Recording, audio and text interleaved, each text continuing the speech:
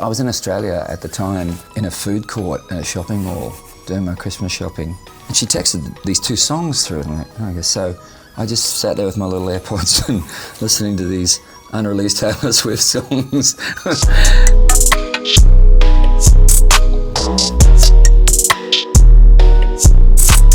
Hi, I'm Nick, and I'm joined by Keith Urban for the latest in NME's In Conversation series. Well, the first thing I want to ask is... Thank you.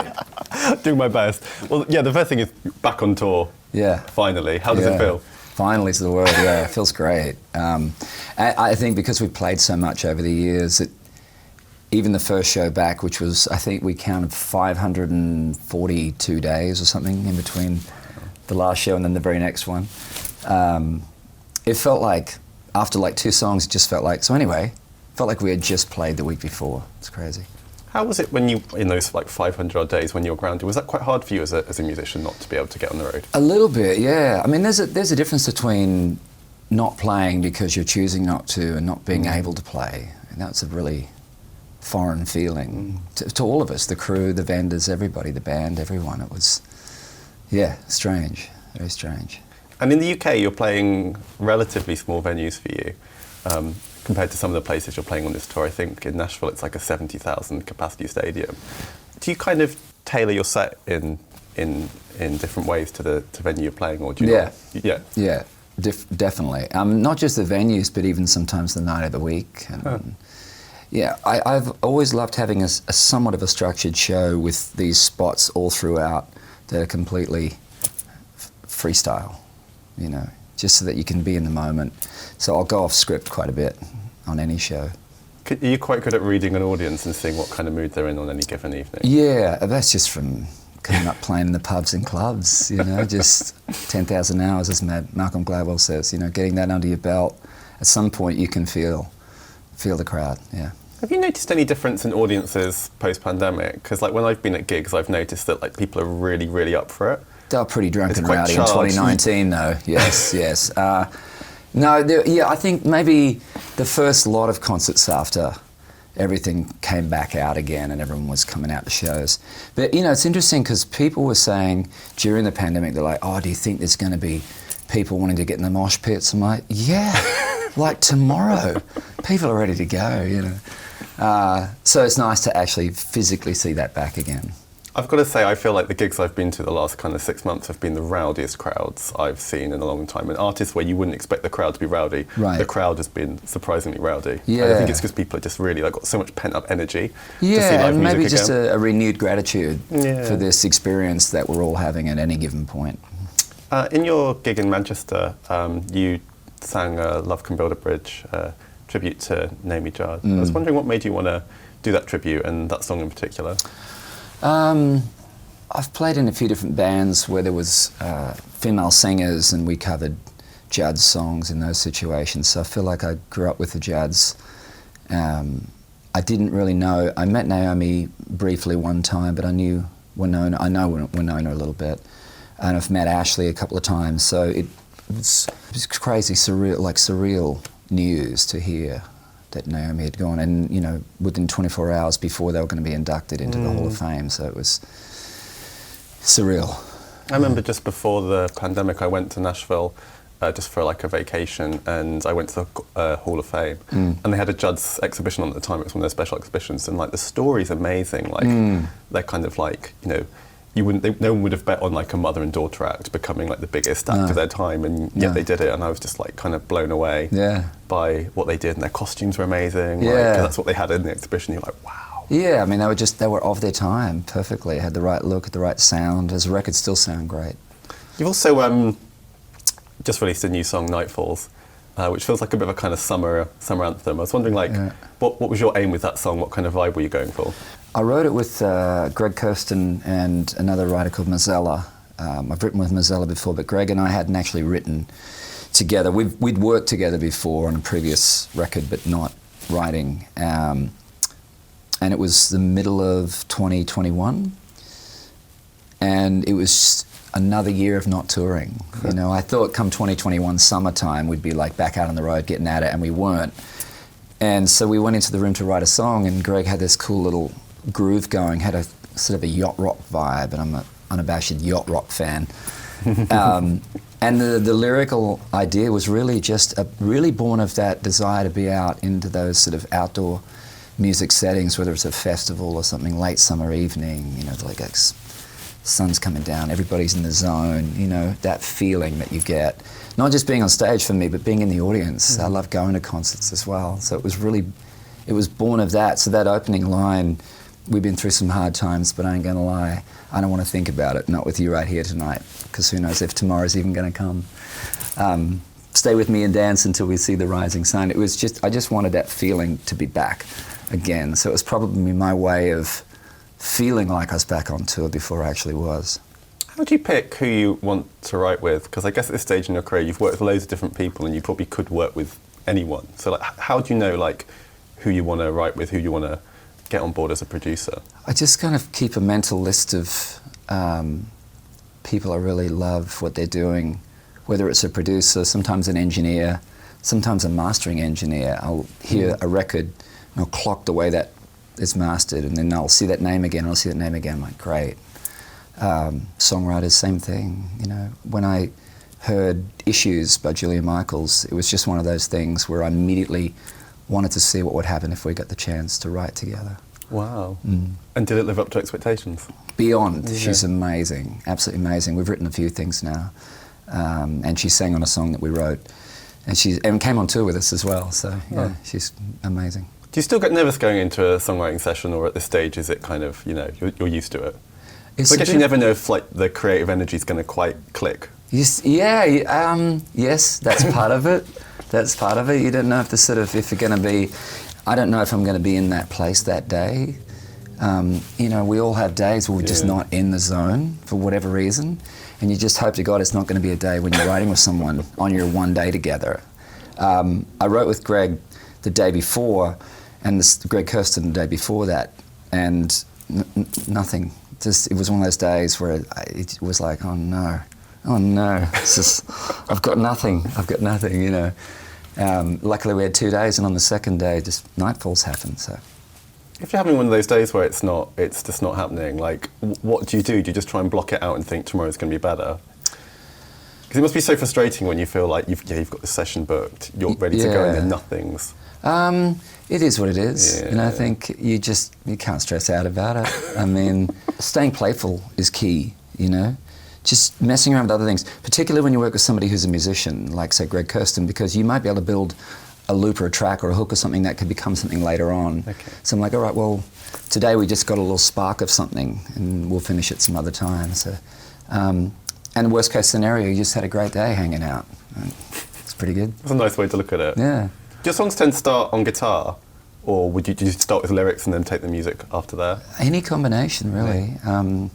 My dad was a drummer, so a lot of my starts are usually rhythmic. Songs that I Shazam, I'm a mad Shazammer, I'm tagging stuff all the time, will often be rhythmic that grabs my attention. Is Nightfalls kind of the first building block of a new album, or is it a song that kind of exists by itself? Right now it feels like probably the first single of whatever that next album would be, yeah. Have you been recording other stuff? Or yeah. Quite a lot. Yeah. Now that we can get back in studios and everything, because I know when I was making The Speed of Now, that was at the end of 2019 going into 20, and we were supposed to tour in 2020, and I knew I was about 2-3 songs short of the record I wanted to make, and I thought, I don't know how I'm going to get any time to write these songs that I'm needing with all the touring we're doing, and then 2020 happened, and I suddenly had loads of time, but I couldn't get in any rooms with anybody because we're all locked down, and I'm like, you know, what do I do? So it's nice to be able to have that freedom to get back in again. Did you try and do any songwriting over Zoom? Was that not for you? I didn't, only because I know the lag time is one thing that would like kill me. Because there's something about ideaing over somebody's idea, and vice versa, that sometimes that's the one that you needed. You know, a momentary hook or a melody or something that sort of came, and if you missed it and then the person forgets it like I do within seconds sometimes, it's too disjointed. Yeah. And I'm all about the energy field as well. Like, you got to be in the space, the energy space with someone. It's why gigs are important. Like, I did plenty of gigs over Zoom, but It's like standing outside a nightclub singing through the window at everybody. It's not the same. That's a fun way of putting it, actually. It's exactly right. Someone else who you've collaborated recently was Taylor Swift on tracks for her Fearless re-recording. How did that come about, and how was the collaboration working? Was that like, did she send you a track and then you sent it back? Yeah, I was in Australia at the time, in a food court at a shopping mall doing my Christmas shopping. And I got a text from Taylor, and she said, I have a couple of songs I'd love you to maybe sing on. Do you want to hear them? And I said, sure, just send them through. I'd love to hear them. And she texted these 2 songs through, and I'm like, okay. So I just sat there with my little AirPods and listening to these unreleased Taylor Swift songs. And loved them. I loved them both. So she just sent over, the sessions, and I got into the studio and got to play on those songs. Did you manage to finish your shopping after she'd sent you that text? Because I love it. That's the key question. Your follow-up question is, did I do the shopping? Yes, I did. I did, Nick. The proper follow-up question is... Sorry I didn't get your gift, but... No, the proper follow-up question is, as I understand, Taylor went on tour with you quite early on in her career, so you've seen her at that stage in her career, and obviously now you're working with her now. What is it about her, do you think, that is so kind of special? What makes her arguably the biggest... Insanely talented. And one of those artists that it's just this deep, deep mining of new talents that I think she's in that exploration of constant discovering.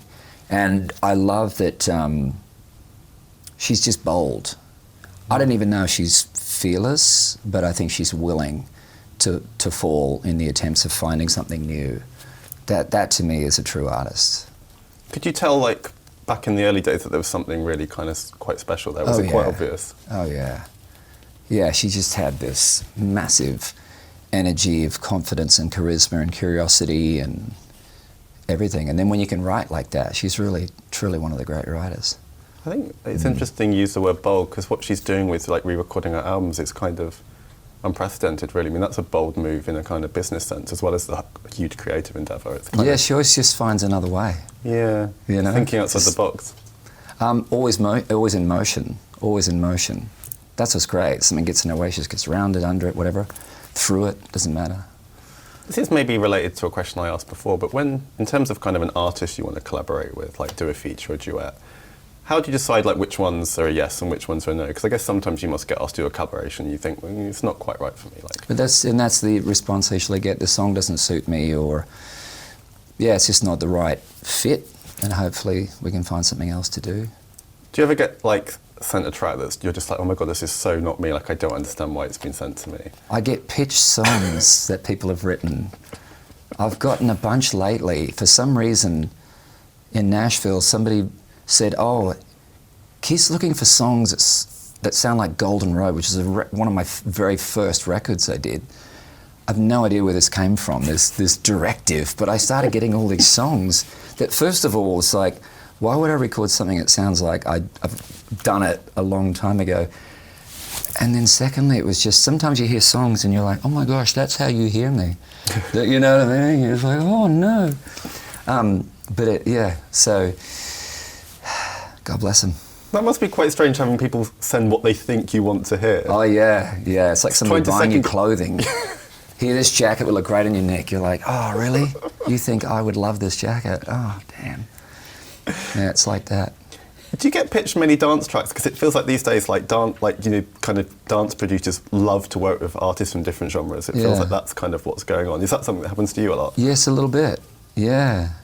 Sometimes it's just for guitar playing, but sometimes it's for singing as well. And is it something you're interested in, or is it a bit like, I don't want to go down that lane? I'm open to everything. I always stay open, because you never know. And the amount of times I've thought, oh, this is not something that would work, and you start playing it, singing it, and you're like, actually works really well. Can you always tell straight away when you're sent something if it's for you or not? No. I think it's a feeling. For me, probably more than anything, I think there's a melodic connection. It sounds like a melody that is flowing for me. Because sometimes I push myself into these areas, it's an angular melody to what I might do, and I'll try it, but I just can't get it to flow. Mm-hmm. And I might love the song, but I just can't you just can't get it to work, you know. It's the jacket that you buy that you can't get. You just can't. You're like, does this look like me? Kinda. And your friends are like, kinda, but not really, you know. And you're like, if I wear it around enough, will it become me? So, and some do, and some don't. It's just, I don't know. It's a feeling. It's just a feeling. Yeah. Which artists particularly excite you at the moment? Like, who are you listening to? Bit of everything. Jack Harlow. There's a girl in Nashville called Morgan Wade who I really love. There's another guy in Nashville called Billy Strings. It's really cool. A few years ago I discovered the Sleaford Mods and just became obsessed with them because they're so sort of just raw and pure and unique in the way that Andrew Fern makes his tracks and the way they gel their thing together. It's unlike anyone. What's your take on Orville Peck? I feel like one of the most fascinating country artists. I interviewed him recently. I did not see his face. Right. So No, that's right. That's the goal, isn't it? Yeah. Like what? Because I just find what he's done really fascinating because it seems to kind of link something very old school country with a very kind of new way of presenting it. He was very ahead of the pandemic curve. He was masking before we all were. It's kind of crazy. I don't know a lot about his music yet, but what I've seen and heard I love because it's just, again, it's original, it's fresh in his own lane. And with an artist like him, and then maybe we could say Casey Musgraves, do you feel like they're kind of busting this misconception that like the country world is like conservative with a small c? Because it feels like they're showing that like country songs can be about anything, not what we traditionally might have thought. It's always been many things. I think that's when I moved to Nashville, well, I think you've always had a particular cluster of songs that are accepted at any given time in a commercial space, and they define the sound at that point. But that genre's always been like that ever since the 50s. It's always had something that defines its sound at any given time, but that isn't the end of it. I mean, there's always everything outwards from it, and now you've got alt and Americana and traditional, and guys like Billy Strings that are undefinable because he brings punk and bluegrass and alt and indie all into one little package. It's undefinable, it really is. How do you think country's changed since you started out? I've always seen country as like it breathes. So it has a very tight package of sort of like acceptance. This is what we do, this is what we are. And then artists come along and bring in these other fusions of pop and other styles, and then it goes out and it goes out and it gets wider and gets wider. And then everybody freaks out and goes, we've lost our way, and it shrinks back down again. And then artists come along and it just does this. And it just breathes, literally. And it's been doing it since the 50s. And I think that's why it's stayed such a vital genre, because it's willing to push out, come back in, so it doesn't lose its way, push back out, come back in. But the going outwards is key to its survival. At what point in the cycle is it at the moment, do you think? Is it kind of breathing out or is it breathing in? That's a good question, because I don't think there's a centre anymore in anything. I think there's so many platforms, places and portals that didn't used to exist that there just isn't a centre anymore. A song can be a huge hit over there, but not here, and not there, and a little bit over there. So is that song a hit? Sure. The industry's so interesting now, because a song can rack up like huge streaming numbers but never like technically chart. So is that a hit? Totally, yeah. Well, yeah. Same thing, really. Yeah, my thing is if you can go to a gig and people sing it, it's a hit song. Well, I guess now you're finding that out because you're back on the road. You can kind of sing. Yeah, they know all these songs. It's amazing. It's really cool. Something else I wanted to ask is, as I understand it, you have Australian citizenship, New Zealand and US, and Nashville's home. Like, where do you feel like, does Nashville feel at home now, I guess is the question, or do you feel like you have lots of homes?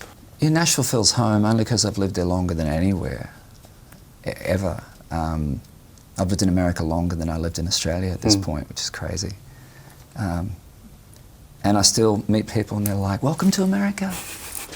I'm like, thank you. Another kind of string to your bow, maybe that's a bad pun for a musician. But you're on Voice Australia and you did American Idol in the past. You've done quite a lot of these series.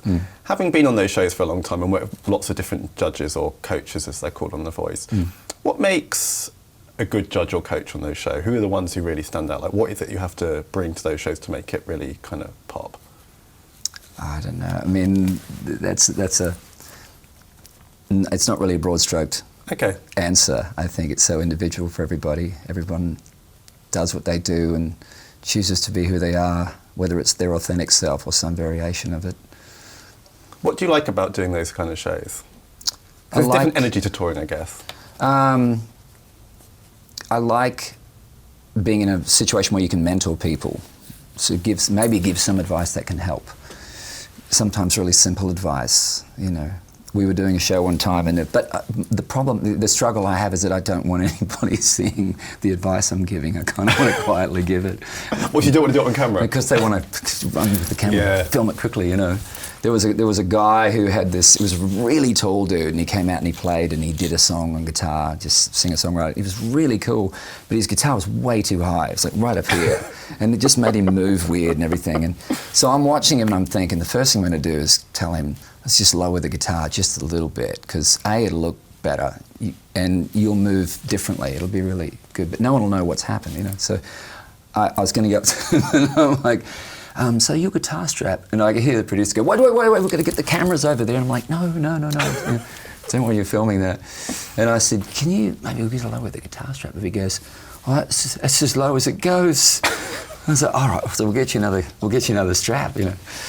So there's just little things that you just know as a player, and different things that you just spot with somebody and you want to help them. That is kind of amazing, because like, when else would you be able to give someone else that kind of advice, like something so simple and practical like that? Yeah, it's just as an idea, right? You know, but they want to film everything.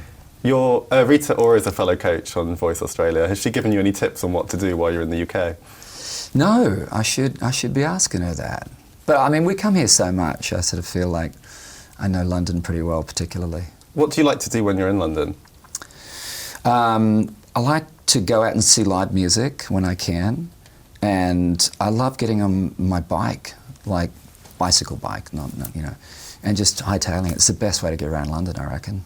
Where do you tend to cycle? You don't have everywhere, because you've got cycle lanes and all that sort of stuff here. I'm not a mad cyclist, but London's really built for it, and it's just a good, fast, quick way to get around. Yeah, no, it really is, because any time you've been stuck in traffic in London, you see the bike just whiz past. Envious of the bike. Yeah. It's kind of crazy. Well, yeah, thank you so much for your time. That's it's a pleasure. Thank you. Short and sweet. No, thank you, mate. Cheers. Appreciate it.